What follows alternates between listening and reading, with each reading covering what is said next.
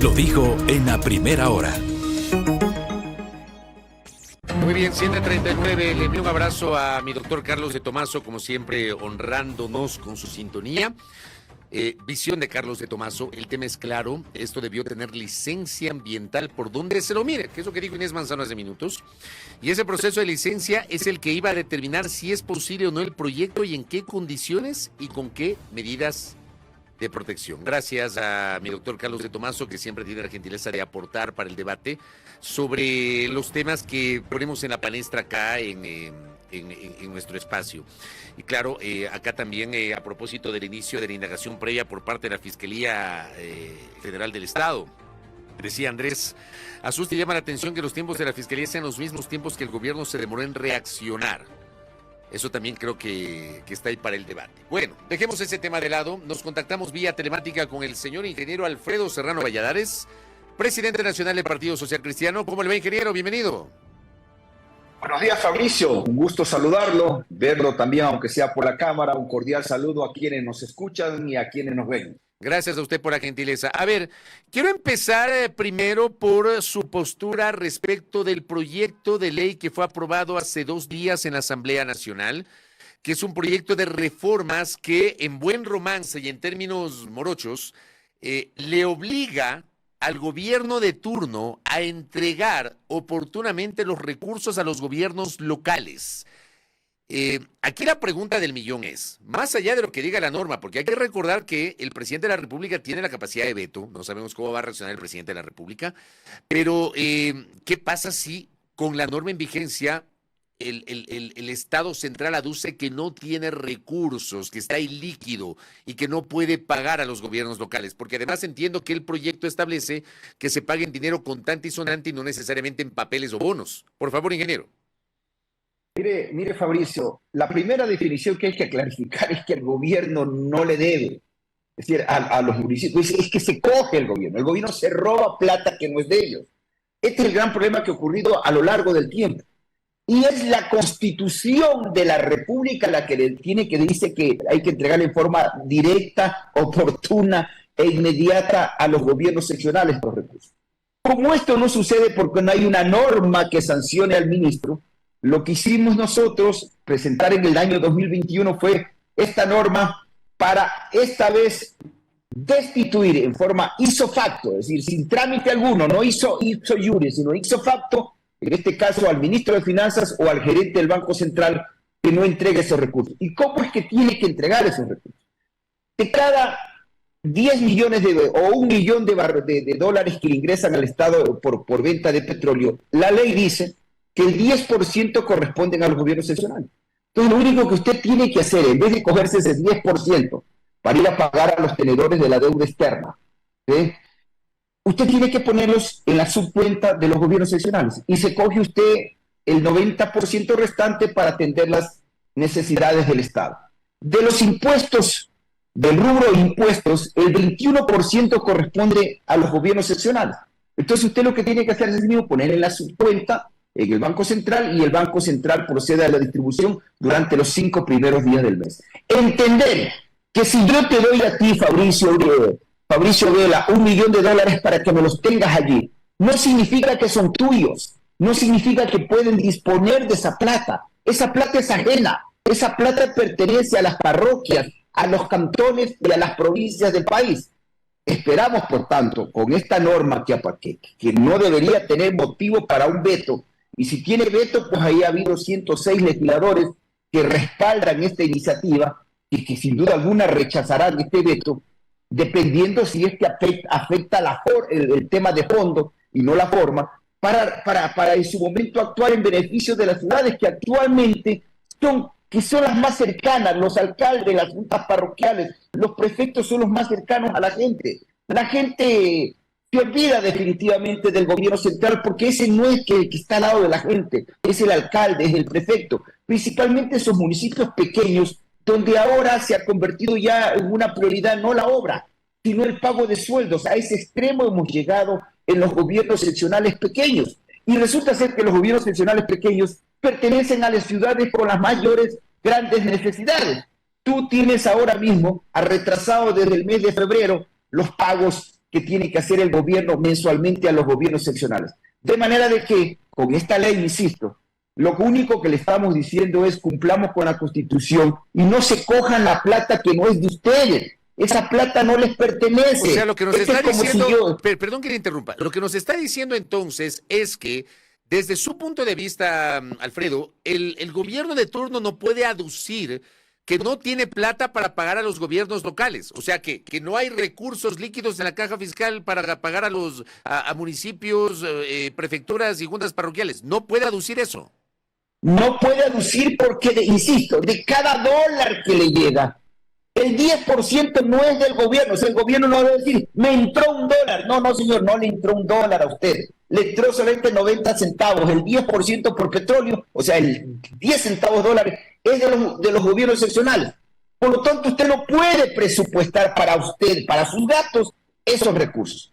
Entonces, ahora esperamos que comience a cambiar la mentalidad del ministro de Finanzas y entienda que para programar, debe programar los gastos del Estado, debe programar los gastos con su plata, con la plata que le da la Constitución, con la plata que le da la ley, no con la plata que se coge, porque aquí lo que sucede es que se cogen la plata que no es de ellos. Le pongo un ejemplo rapidito. Usted ha ido a mi tierra, a Galápagos.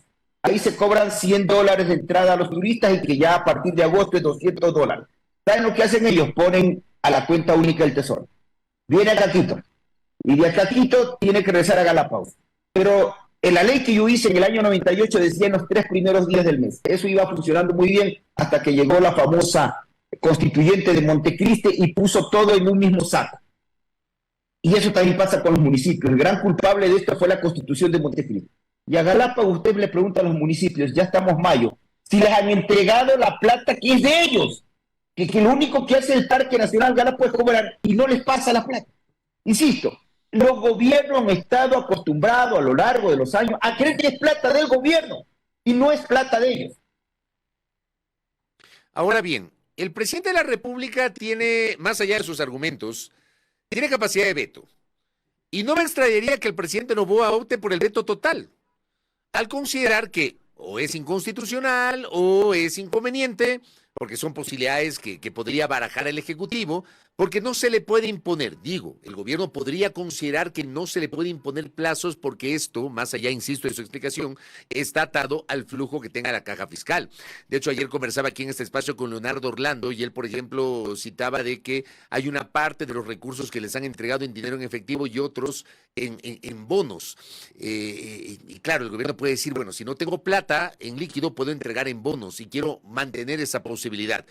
¿Es factible, es viable que el Ejecutivo opte por el veto total, Alfredo? Y le pregunto a usted porque usted sabe también de técnica parlamentaria. Bueno, pues es facultad del presidente optar por el veto total, lo cual significa también políticamente tirarse en contra a 221 cantones, a 825 juntas parroquiales y a 23 prefecturas del país, ¿no es cierto? Y claro, si lo veta totalmente, después de un año la Asamblea lo puede tratar. También hay que dejar constancia de aquello. No es que queda ya en el limbo el asunto. En un año la Asamblea, con las 2/3 partes y con 92 votos, podría volver a tratar el tema y aprobarlo. De manera que debemos entender, insisto, el gobierno debe hacer cambios. O sea, cuando habla de cambios, y es simplemente cumplir la Constitución. Por ejemplo, veto por inconstitucionalidad no existe. Porque esto está textualmente en la Constitución. Lo que ha hecho lo que hicimos en el proyecto de ley es poner sanciones que significa destitución para el funcionario que no cumple. Así de simple. Ahora, también hay un tema que yo le mencionaba a Leonardo Orlando y en algún momento a otros alcaldes. Porque claro, hay autoridades locales que señalan que no tienen recursos, que no pueden hacer obra, que tienen retrasos en el pago de sus proveedores, retrasos en el pago de su planta de trabajadores, que ha habido incluso desvinculaciones porque no hay plata. Pero a la vuelta de la esquina resulta que hay municipalidades que anuncian la organización de la megafarra por la cantonización o por la provincialización y que destinan o que pretenden destinar 1 millón, 2 millones de dólares para traer artistas. Eso también me parece que está allí en el tapete de la discusión, Alfredo, porque ¿cómo le explicamos a la gente, por un lado, que no hay plata para hacer obras, alcantarillado, agua potable, saneamiento, recolección adecuada de desechos sólidos, pero por otra parte, si hay plata para traer artistas de renombre internacional a conciertos gratuitos, algunos dicen pan y circo, para tratar de contentar al pueblo, Alfredo. Yo también condeno ese tipo de acciones. Y no entiendo por qué, recuérdate que estos son gobiernos autónomos y por lo tanto también tienen un cuerpo encargado de la fiscalización llamado el Consejo, es decir, los concejales. ¿Cómo es posible que los concejales permitan este tipo de gastos? Es decir, en una situación en la que vive el país. Eso también es condenable. Y lo decimos categóricamente. Y finalmente, quien los califica después, el despilfarro del dinero es el pueblo cuando va a las urnas. De manera de que, sí, también condenamos este tipo de situaciones, pero insisto, son gobiernos conforme a la Constitución autónomos que se manejan incluso con su cuerpo fiscalizador, porque recuerde usted, por ejemplo, que la Asamblea no puede fiscalizar a los municipios por norma constitucional, para eso se creó un cuerpo colegiado. Y eso, obviamente, estas excepciones definitivamente no pueden entorpecer, en cambio, a aquellos administradores que sí lo hacen bien. Ya en esa parte ya es difícil entrar pues, a tratar de buscar que sean buenos administradores. Es el pueblo finalmente quien califica al final del camino si han sido buenos o malos administradores. Correcto. Dejemos este tema de lado, Alfredo, y quiero aprovechar su presencia y el que me haya concedido esta entrevista y compartirlo con la audiencia. ¿Cuál es al día de hoy la postura del Partido Social Cristiano frente a las ejecutorias del gobierno del presidente Daniel Noboa? Esta expectativa sobre la decisión del mandatario respecto de este proyecto que asegura rentas oportunas para los gobiernos locales, las reformas penales que se vienen derivadas de la consulta popular, versus temas de fiscalización como el caso de Olón, sobre el cual han sido muy poco satisfactorias las primeras declaraciones de las autoridades. Pero ¿en qué onda están ustedes como partido, Alfredo? Bueno, nosotros tenemos una posición frente al gobierno. No somos oposición a ciegas, tampoco somos gobiernistas convertidos en alfombra. Vamos a respaldar las iniciativas positivas que vengan del gobierno, asimismo nos opondremos, como nos opusimos en su momento, a las iniciativas negativas como el IVA y como fue el presupuesto general del Estado. Y vamos también a entrar en el proceso fiscalizador. Por eso es que como partido estamos plenamente de acuerdo y ayer votamos para que vaya la ministra del Ambiente, celebramos la decisión de la Fiscalía, ¿sí?, de haber abierto una indagación previa para investigación penal, porque de eso se trata, ¿no es cierto? Es un tema penal, son atentados contra la naturaleza y por eso la Fiscalía ha intervenido, abriendo una indagación penal. Y también pues la Asamblea, ya ha citado a la ministra del Ambiente, habrán comisiones en la Asamblea donde tenemos representación, donde los social cristianos estamos plenamente de acuerdo que se fiscalice en el campo político por parte de la Asamblea y en el campo penal por parte de la Fiscalía. Una vez que tengamos esos elementos de la investigación, porque no conocemos nada, hasta ahora hemos visto comuneros y ambientalistas contarnos lo que ha pasado. Hemos visto a un gobierno tratar inequívocamente de minimizar este tema, pero pese a que era mínimo, pese a que era chiquito, decía la ministra del Ambiente, la ministra del Interior, mandó todo un piquete de policía y de Fuerzas Armadas que bien podrían servir para el combate a la delincuencia, para tratar de amedrentar a esta gente, ¿no es cierto? Entonces, por ahora, lo mínimo que podemos saber la verdad. Yo algo conozco del Código Ambiental, algo conozco del ambiente. La primera ley de ambiente fue justamente de mi autoría desde hace muchos años, y todos sabemos que este caso no ha meritado un registro ambiental, sino una licencia ambiental, y hasta ahora obviamente ahí tiene que haber explicaciones por qué no sucedió esto, por qué en 5 días se tramitó este procedimiento. Es decir, y no estamos aquí en una discusión porque nos quieren llevar a la discusión si es parte o no es parte de un área protegida. Eso nos dirán ya en las investigaciones, la declaración de área protegida que la hizo el presidente Gustavo Noboa a través de Lourdes Luque, que era la ministra de Ambiente. Con las coordenadas verificaremos. Pero aquí también hay otro tema de Estado, ¿no es cierto? Aquí hay un tema de Estado cuando usted ve involucrados en este tema a varios ministros, incluyendo la familia presidencial. Y este es el tema que no podemos perder de vista, y este es el tema que amerita que la Asamblea, en el campo político, nos dé respuestas. Pero hay una parte, y yo entiendo su postura, pero hay una parte que llamó la atención y es ayer una declaración del presidente de la Asamblea Nacional, Henry Kronfle, del Partido Social Cristiano, que él, frente a esta polémica, de frente dijo: conozco al presidente y no creo que haya algo cuestionable. Eso, de alguna manera, el haber anticipado este criterio sobre algo que lamentablemente no ha tenido aún una aclaración adecuada por parte del gobierno, ¿no le quita cierta distancia a la actitud que debería tener el titular de la legislatura frente a este tema? Bueno, el presidente de la Asamblea tuvo también el acierto de decir que eran declaraciones a título personal, que en lo personal él cree esto, que en lo personal nosotros no creemos en eso.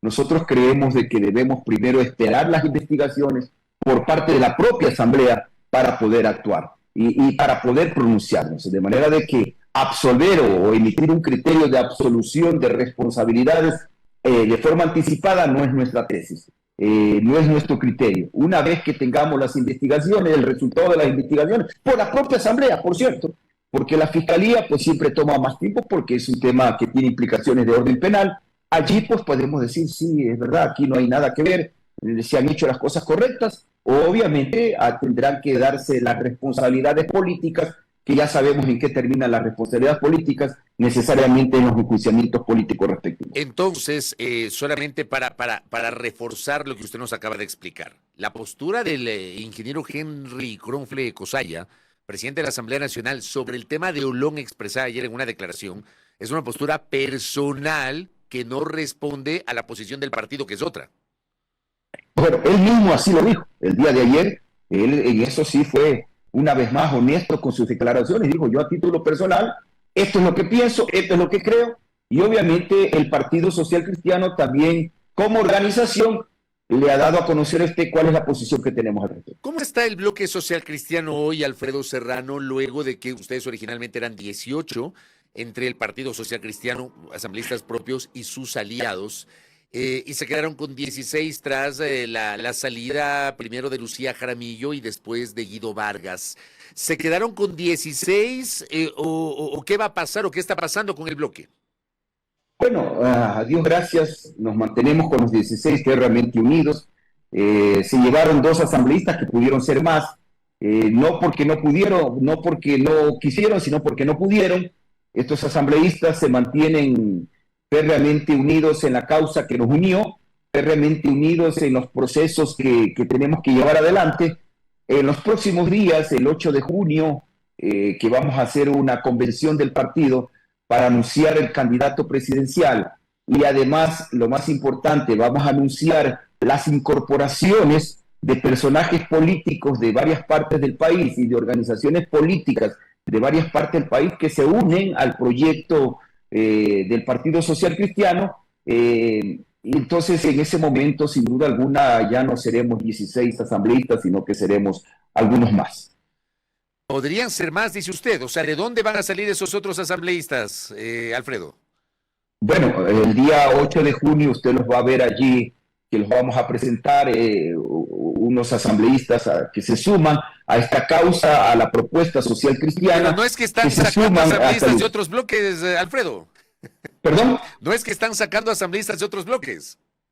Vea, son asambleístas, unos independientes, otros que dependen de movimientos locales y que obviamente se preparan con nosotros para las elecciones 2025 y vienen a formar parte de este proyecto de elecciones 2025, que incluso serán candidatos nuestros en alianzas en algunas provincias del país. Definitivamente el precandidato presidencial socialcristiano será Jean Topic.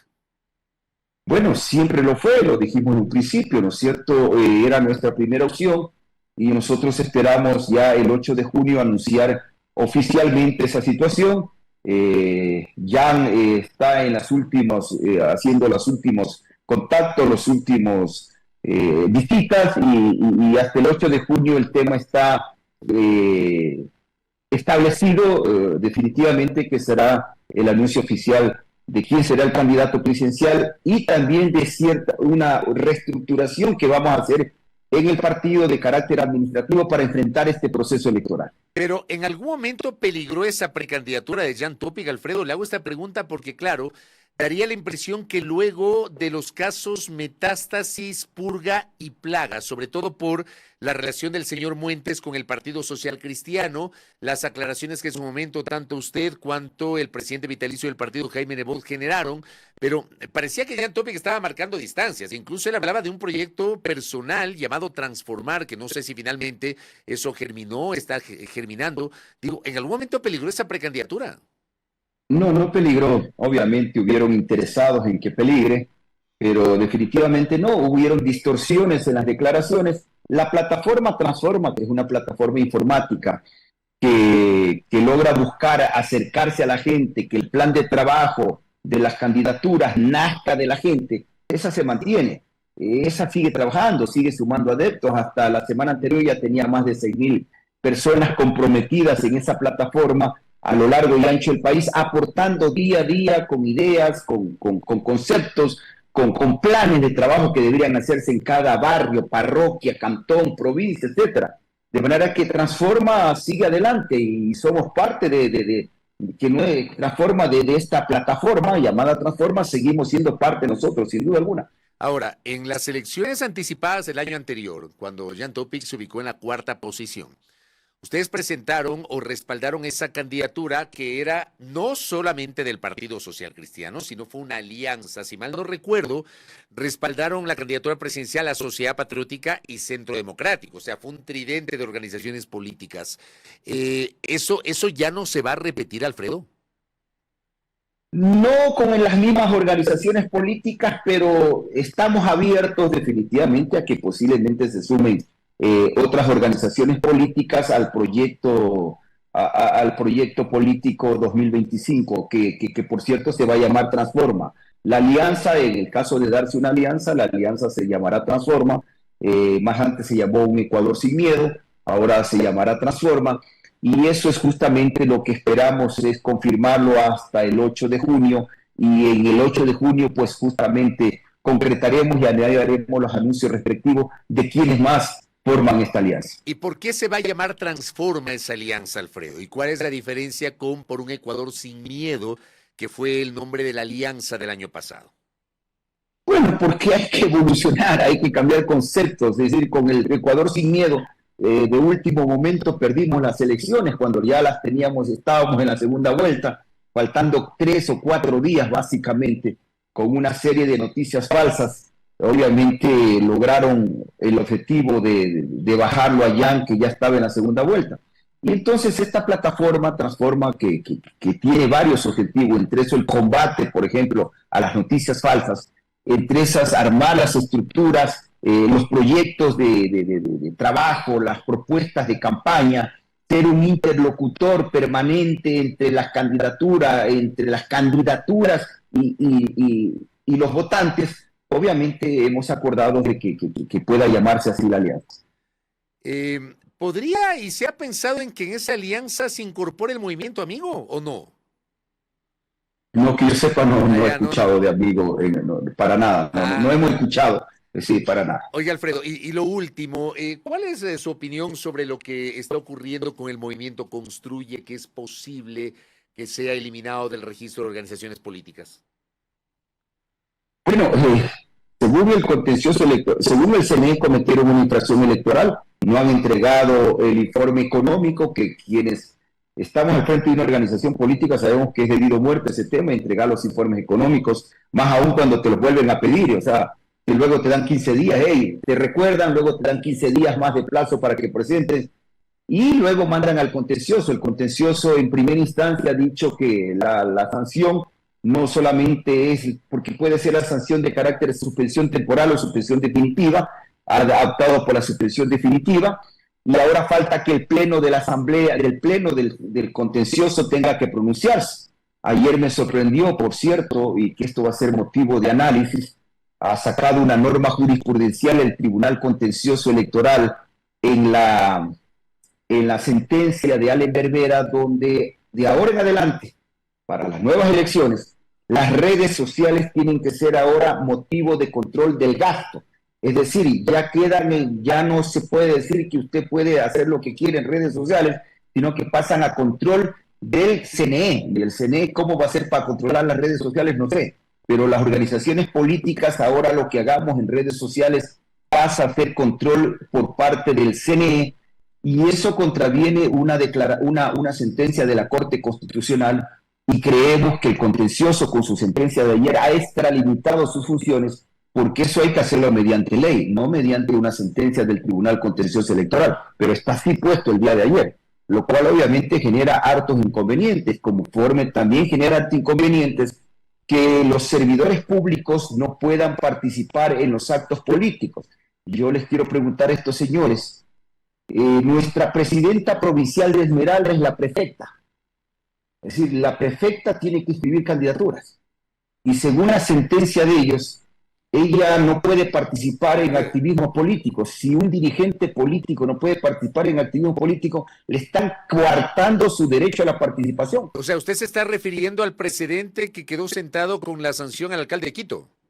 Exactamente, es que esa sentencia sobre el alcalde de Quito genera una jurisprudencia de carácter nacional. Yo opino exactamente lo mismo, porque, a ver, tiene que haber distancia del quehacer político de un militante político que ocupa un puesto de autoridad, pero usted no le puede, o sea, no hay una norma que diga que una vez que asume un puesto de representación, una alcaldía, una prefectura, la asamblea, la presidencia, automáticamente deja de ser militante. Y usted plantea esto de la prefecta de Esmeraldas, que yo no lo sabía.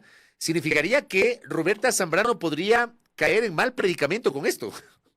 Sí, ella le toca inscribir los candidatos para asambleístas ahora en el 2025. ¿Y ahora? ¿Y ahora?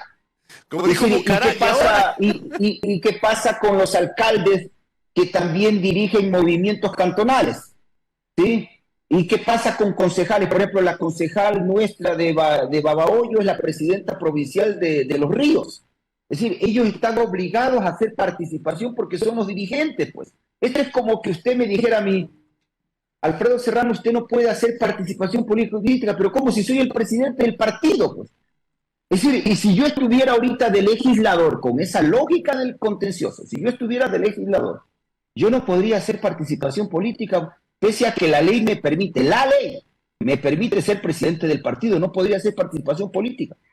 Ejemplo, Henry Crockler no podría en las elecciones 2025 hacer proselitismo político porque es servidor público. Y pongo el ejemplo de él porque él obviamente no puede ir a una reelección y él ha anunciado que no va a ser candidato a nada, pero él desde su cargo no podría, pese a que él es dirigente del partido, no solamente es militante, él es dirigente, él forma parte de la directiva nacional del partido. Vea usted estas incoherencias y estos extremismos a los cuales nos vemos abocados. Ayer el prefecto de Pastaza ya fue denunciado también porque él es presidente de su movimiento local de Pastaza y que ha hecho campaña por su candidato asambleísta. Y ya fue denunciado también al Tribunal Contencioso Electoral. Estas son las cosas, lamentablemente, cuando se extralimitan en sus funciones y a veces se dejan llevar presionados por las redes sociales a tomar decisiones que en la práctica son inaplicables, como el caso, insisto, la prefecta de Esmeralda es la presidenta del partido en Esmeralda, de hace tiempo atrás. Y va a tener que escribir los candidatos del 2025, no le queda más. Y allí que la van a sancionar por eso. Buena referencia. Créame, yo públicamente he expresado mi postura sobre esto porque, a ver, vamos a suponer que el alcalde de Quito cometió un error, ¿ya? Y por eso la sanción. Pero sí me parece el precedente, y del presidente no se está hablando de lo que podría pasar en el futuro sobre esto que es señalado. Un político no deja de ser político, un militante no deja de ser militante, aunque asuma la función pública. Tal vez en algún momento discutir esto, pero sí, creo que usted ha mencionado algo muy interesante para el debate, Alfredo. Le quiero agradecer por este tiempo y por la gentileza de atendernos, ¿ah? Le envío un abrazo. Gracias, Fabricio. Siempre a la orden. Un bendecido día. Gracias, lo propio para usted. Alfredo Serrano Valladares, aquí en A Primera Hora. Primera Plana. Todas las noticias, todas las voces.